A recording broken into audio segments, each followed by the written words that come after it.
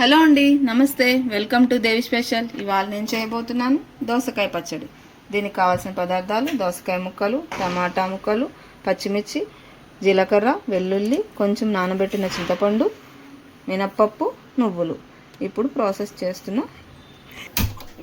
ఇప్పుడు స్టవ్ వెలిగించి కొంచెం ఒక స్పూన్ ఆయిల్ వేద్దాం. ఇప్పుడు నూనె వేడెక్కిన నూనెలో వెల్లుల్లి రెబ్బలు, జీలకర్ర, మినపప్పు, కొంచెం మినపప్పు ఎర్రగా వేయించాలి. వేయించిన తర్వాత దీంట్లో మనం ముందుగా పెట్టుకున్న నువ్వులు వేద్దాం.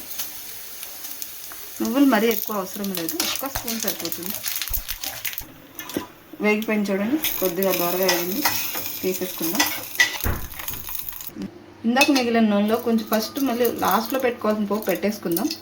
పోపుకి కావాల్సిన పోపు దినుసులు వేద్దాం. జీలకర్ర, ఇంకా ఎండుమిర్చి. ఇప్పుడు చూడండి, మనకి పోపు రెడీ అయిపోద్ది. లాస్ట్లో ఈ ఆయిల్లో మనం పచ్చిమిర్చి వేద్దాం. ఇప్పుడు చూడండి, పచ్చిమిర్చి వేగిపోయినాయి.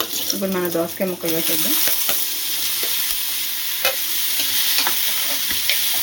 తొందరగా మగ్గడానికి ఉప్పు ఇప్పుడే వేసేద్దాం, మళ్ళీ లాస్ట్లో వేయక్కర్లేదు. మళ్ళీ ఇప్పుడు చూడండి, కొంచెం మగ్గింది, పీసెస్ కూడా వేసేద్దాం.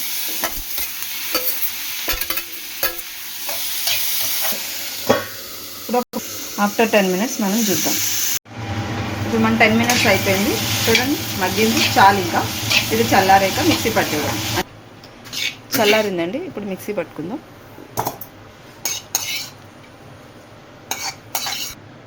ఇందులోనే ఇందాక మనం నానబెట్టుకున్న చింతపండు కూడా వేద్దాం. ఇప్పుడు మిక్సీ పట్టేసాను. ఇందాక మనం పెట్టుకున్న పోపులో ఇందులో వేసేసుకుందాం. ఇప్పుడు పోపును కలిపేసుకుందాం.